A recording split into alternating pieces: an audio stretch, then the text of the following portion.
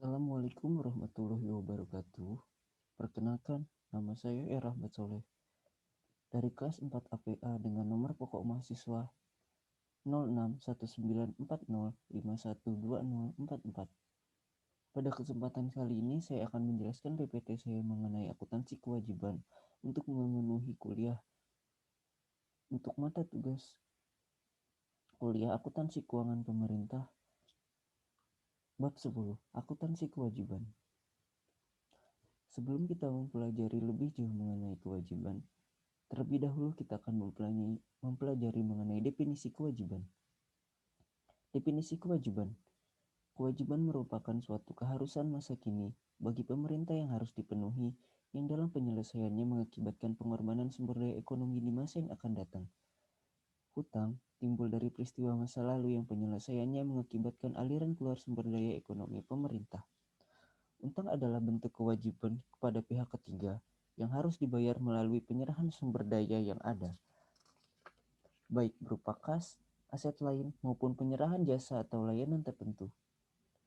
Dalam Peraturan Pemerintah Nomor 71 Tahun 2010, dinyatakan bahwa kewajiban umumnya timbul karena konsekuensi pelaksanaan tugas atau tanggung jawab untuk bertindak di masa lalu. Kewajiban muncul antara lain karena penggunaan sumber pembiayaan pinjaman dari masyarakat, lembaga keuangan, entitas pemerintah lain, atau lembaga internasional. Kewajiban pemerintah juga terjadi karena perikatan dengan pegawai yang bekerja pada pemerintah atau dengan pemberi jasa lainnya.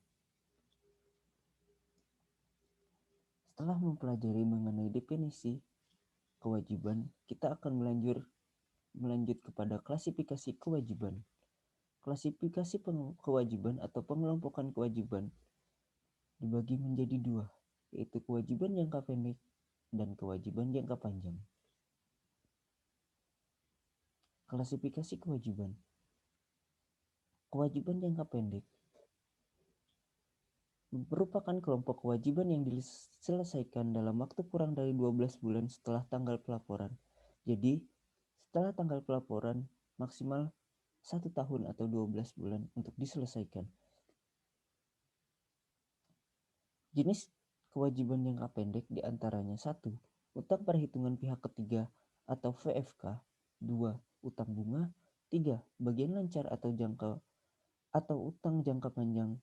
4. Pendapatan diterima di muka. 5. Utang beban. Dan 6. Utang jangka pendek lainnya. Sedangkan kewajiban jangka panjang adalah kelompok kewajiban yang penyelesaiannya dilakukan setelah 12 bulan sejak tanggal pelaporan. Jadi, untuk utang jangka panjang, untuk penyelesaiannya harus lebih dari 1 tahun. Yang termasuk dalam kewajiban jangka panjang diantaranya 1. Utang dalam negeri sektor perbankan. Yang kedua, utang dalam negeri berupa obligasi. Yang ketiga, premium atau diskonto obligasi. Dan yang terakhir adalah utang jangka panjang lainnya.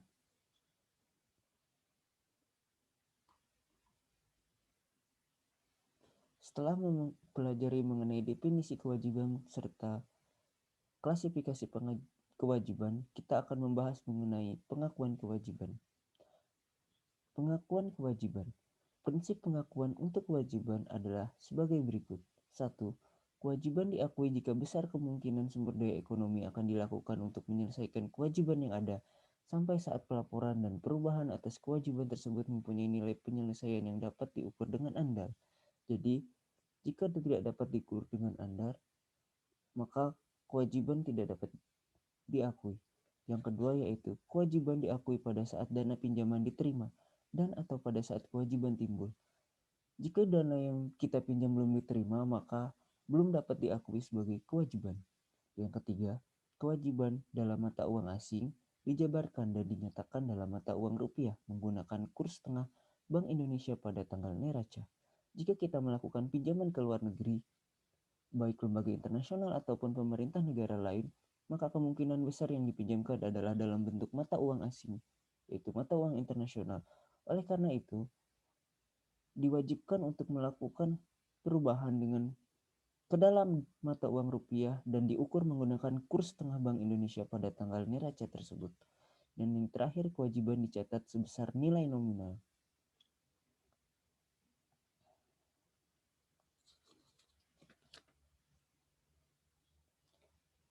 Kemudian, berdasarkan sifat kejadiannya, pengakuan kewajiban terjadi disebabkan karena adanya beberapa transaksi, yaitu dengan pertukaran, tanpa pertukaran, kejadian yang berkaitan dengan pemerintah, serta kejadian yang diakui pemerintah. Yang pertama, dengan pertukaran.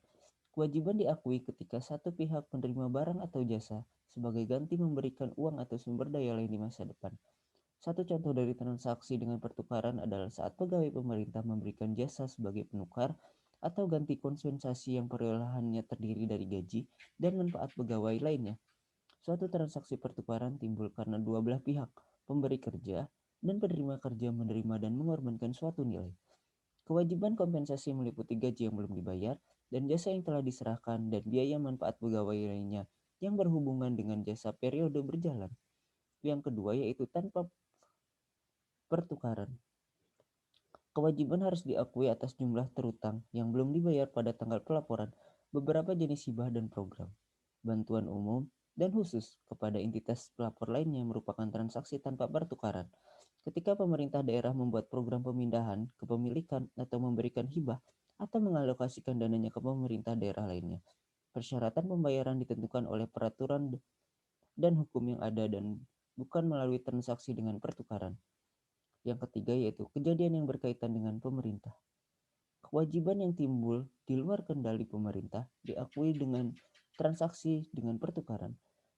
Pada saat pemerintah secara tidak sengaja menyebabkan kerusakan pada kepemilikan pribadi, maka kejadian tersebut menciptakan kewajiban. Sepanjang hukum yang berlaku dan kebijakan yang ada memungkinkan bahwa pemerintah akan membayar kerusakan tersebut, dan sepanjang jumlah pembayarannya dapat diestimasi dengan andal dan dapat dikendalikan. Kita dapat mengambil contoh kejadian kerusakan tak sengaja terhadap kepemilikan pribadi yang disebabkan pelaksanaannya kegiatan yang dilakukan oleh pemerintah. Dan yang terakhir yaitu kejadian yang diakui pemerintah. Kewajiban yang diakui berdasarkan kejadian-kejadian yang tidak didasarkan pada transaksi, namun kejadian tersebut mempunyai konsekuensi keuangan bagi pemerintah karena pemerintah memutuskan untuk merespon kejadian tersebut. Contoh dalam hal ini berkaitan dengan mengilustrasikan pengakuan kewajiban dari kejadian yang diakui pemerintah.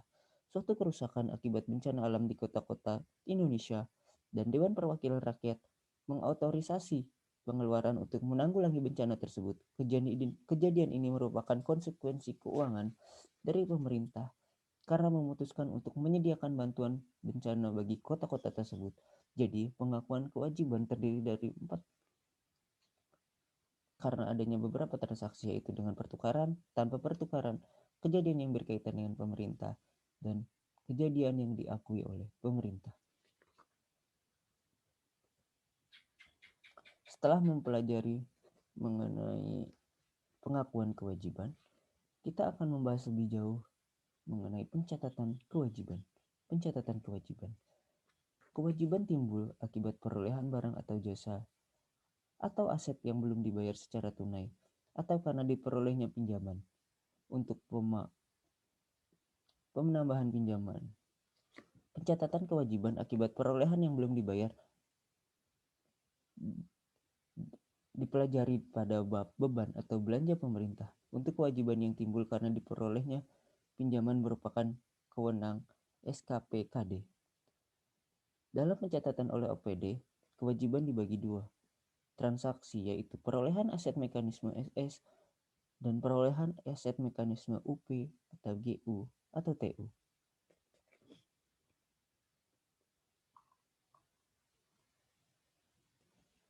Dan yang terakhir, setelah kita mempelajari mengenai pencatatan kewajiban, kita akan mempelajari lebih jauh mengenai penyajian dan pelaporan kewajiban.